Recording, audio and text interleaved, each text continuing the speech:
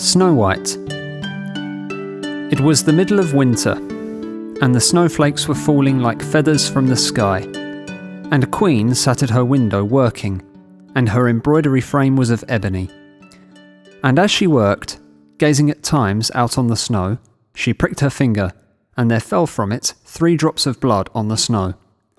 And when she saw how bright and red it looked, she said to herself, "Oh, that I had a child as white as snow, as red as blood, and as black as the wood of the embroidery frame." Not very long after, she had a daughter, with a skin as white as snow, lips as red as blood, and hair as black as ebony, and she was named Snow White. And when she was born, the queen died.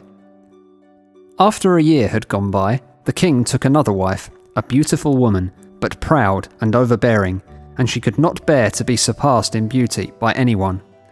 She had a magic looking glass, and she used to stand before it, and look in it, and say, "Looking glass upon the wall, who is fairest of us all?" And the looking glass would answer, "You are fairest of them all." And she was contented, for she knew that the looking glass spoke the truth.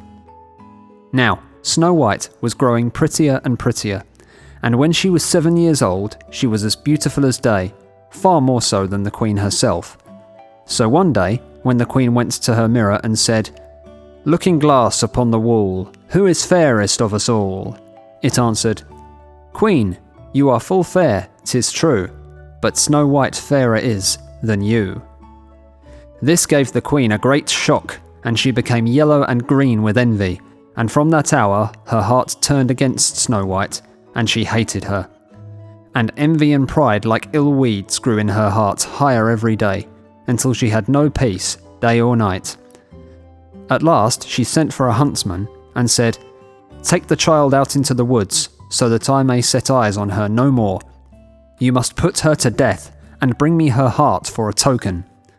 The huntsman consented, and led her away. But when he drew his cutlass to pierce Snow White's innocent heart, she began to weep, and to say, "Oh, dear huntsman, do not take my life. I will go away into the wild wood, and never come home again." And as she was so lovely, the huntsman had pity on her, and said, "Away with you then, poor child." For he thought the wild animals would be sure to devour her, and it was as if a stone had been rolled away from his heart when he spared to put her to death. Just at that moment, a young wild boar came running by, so he caught and killed it, and taking out its heart, he brought it to the queen for a token. And it was salted and cooked, and the wicked woman ate it up, thinking that there was an end of Snow White. Now, when the poor child found herself quite alone in the wild woods, she felt full of terror, even of the very leaves on the trees, and she did not know what to do for fright. Then she began to run over the sharp stones and through the thorn bushes, and the wild beasts after her, but they did her no harm. She ran as long as her feet would carry her, and when the evening drew near, she came to a little house, and she went inside to rest. Everything there was very small, but as pretty and clean as possible. There stood the little table ready laid, and covered with a white cloth, and 7 little plates, and 7 knives and forks, and drinking cups. By the walls stood 7 little beds, side by side, covered with clean white quilts. Snow White, being very hungry and thirsty, ate from each plate a little porridge and bread, and drank out of each little cup a drop of wine, so as to not finish up one portion alone. After that, she felt so tired that she lay down on one of the beds, but it did not seem to suit her.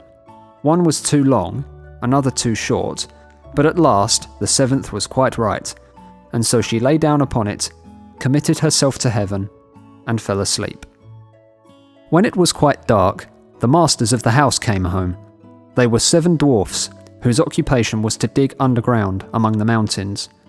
When they had lighted their 7 candles, and it was quite light in the little house, they saw that someone must have been in, as everything was not in the same order in which they left it. The first said, "Who has been sitting in my little chair?" The second said, "Who has been eating from my little plate?" The third said, "Who has been taking my little loaf?" The fourth said, "Who has been tasting my porridge?" The fifth said, "Who has been using my little fork?" The sixth said, "Who has been cutting with my little knife?" The seventh said, "Who has been drinking from my little cup?" Then the first one, looking round, saw a hollow in his bed and cried, "Who has been lying on my bed?" And the others came running and cried, "Someone has been on our beds too." But when the seventh looked at his bed, he saw little Snow White lying there asleep. Then he told the others, who came running up, crying out in their astonishment, and holding up their 7 little candles, to throw a light upon Snow White. "Oh goodness, oh gracious," cried they, "what beautiful child is this?" and were so full of joy to see her that they did not wake her, but let her sleep on. And the 7th dwarf slept with his comrades, an hour at a time with each, until the night had passed. When it was morning, and Snow White awoke and saw the 7 dwarfs, she was very frightened, but they seemed quite friendly, and asked her what her name was, and she told them. And then they asked how she came to be in their house. And then she related to them how her stepmother had wished her to be put to death, and how the huntsman had spared her life, and how she had run the whole day long until at last she had found their little house. Then the dwarfs said, "If you will keep our house for us, and cook and wash and make the beds, and sew and knit, and keep everything tidy and clean, you may stay with us, and you shall lack nothing." "With all my heart," said Snow White, and so she stayed, and kept the house in good order. In the morning the dwarfs went to the mountain to dig for gold. In the evening they came home, and their supper had to be ready for them. All the day long the maiden was left alone, and the good little dwarfs warned her, saying, "Beware of your stepmother, she will soon know you are here. Let no one into the house." Now the queen, having eaten Snow White's heart, as she supposed, felt quite sure that now she was the first and fairest, and so she came to her mirror and said, "Looking glass upon the wall, who is fairest of us all?" And the glass answered, "Queen, thou art of beauty rare, but Snow White living in the glen, with the 7 little men, is 1,000 times more fair." Then she was very angry, for the glass always spoke the truth, and she knew that the huntsman must have deceived her, and that Snow White must still be living. And she thought and thought how she could manage to make an end of her, for as long as she was not the fairest in the land, envy left her no rest. At last she thought of a plan. She painted her face and dressed herself like an old peddler woman, so that no one would have known her. In this disguise, she went across the 7 mountains, until she came to the house of the 7 little dwarfs, and she knocked at the door and cried, "Fine wares to sell! Fine wares to sell!" Snow White peeped out of the window and cried, "Good day, good woman, what have you to sell?" "Good wares, fine wares," answered she, "laces of all colours," and she held up a piece that was woven of variegated silk. "I need not be afraid of letting in this good woman," thought Snow White, and she unbarred the door and bought the pretty lace. "What a figure you are, child," said the old woman. "Come and let me lace you properly for once." Snow White, suspecting nothing, stood up before her and let her lace her with the new lace. But the old woman laced so quick and tight that it took Snow White's breath away, and she fell down as dead. "Now you have done with being the fairest," said the old woman as she hastened away. Not long after that, towards evening, the 7 dwarfs came home and were terrified to see their dear Snow White lying on the ground, without life or motion. They raised her up, and when they saw how tightly she was laced, they cut the lace in 2. Then she began to draw breath, and little by little she returned to life.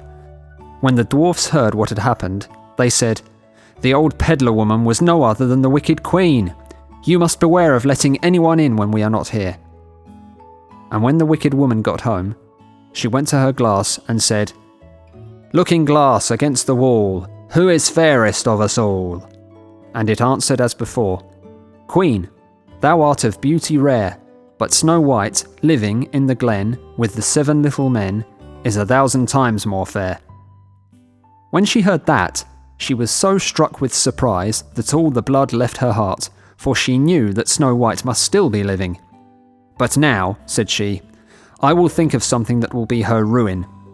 And by witchcraft she made a poisoned comb. Then she dressed herself up to look like another different sort of old woman.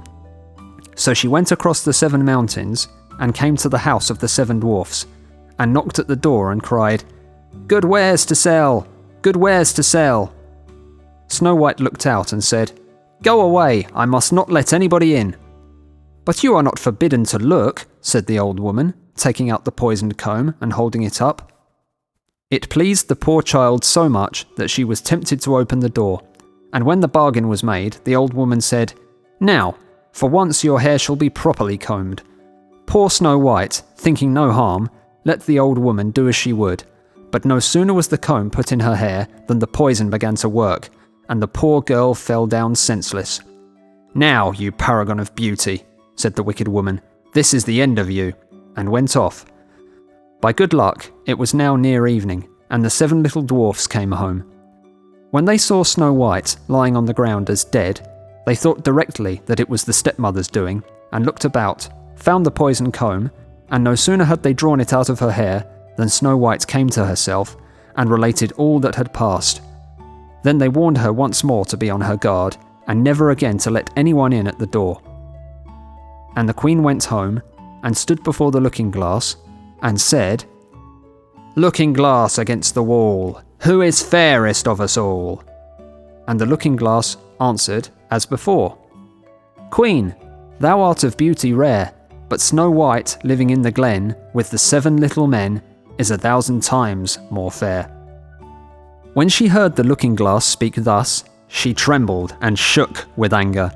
"Snow White shall die," cried she, "though it should cost me my own life."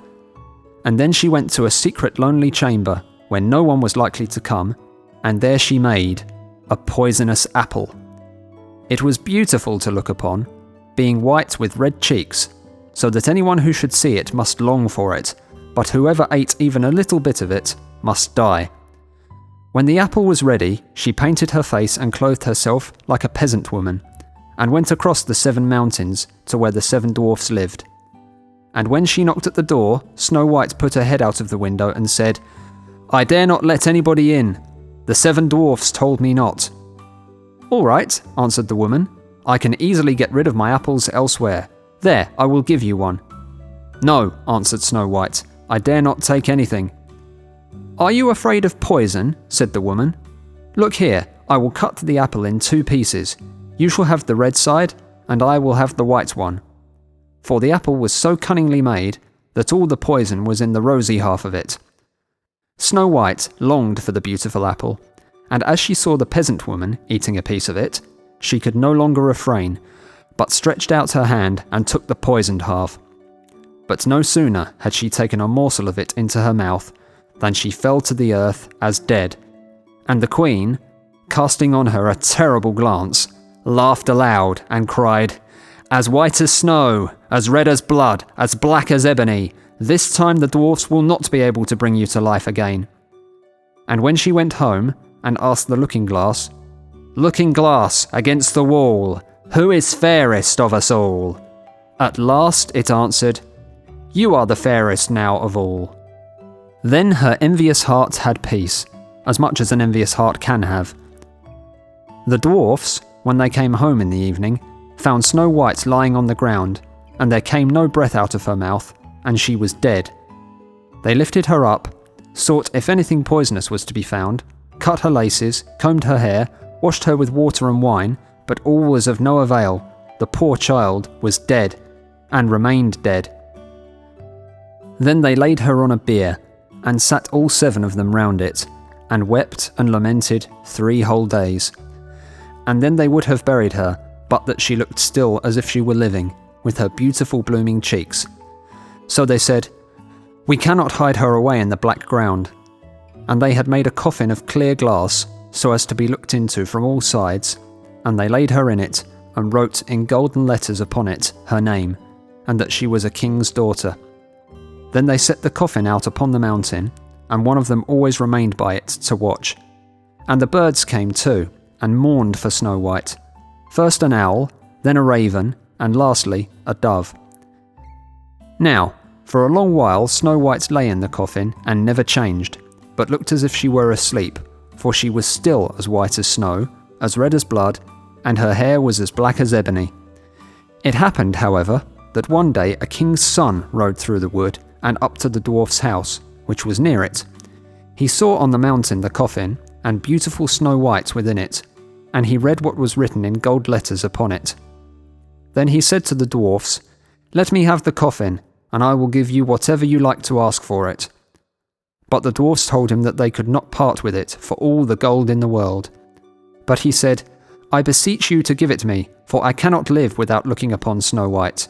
If you consent, I will bring you to great honour, and care for you as if you were my brethren." When he so spoke, the good little dwarfs had pity upon him, and gave him the coffin. And the king's son called his servants and bid them carry it away on their shoulders.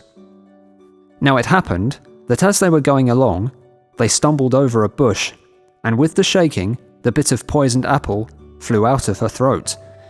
It was not long before she opened her eyes, threw up the cover of the coffin, and sat up, alive and well. "Oh dear, where am I?" cried she. The king's son answered, full of joy, "You are near me." And, relating all that had happened, he said, "I would rather have you than anything in the world. Come with me to my father's castle, and you shall be my bride." And Snow White was kind, and went with him, and their wedding was held with pomp and great splendour. But Snow White's wicked stepmother was also bidden to the feast, and when she had dressed herself in beautiful clothes, she went to her looking-glass and said, "Looking-glass upon the wall, who is fairest of us all?" The looking-glass answered, "O Queen, although you are of beauty rare, the young bride is 1,000 times more fair." Then she railed and cursed, and was beside herself with disappointment and anger. First, she thought she would not go to the wedding, but then she felt she should have no peace until she went and saw the bride. And when she saw her, she knew her for Snow White, and could not stir from the place of anger and terror, for they had ready red-hot iron shoes, in which she had to dance until she fell down dead.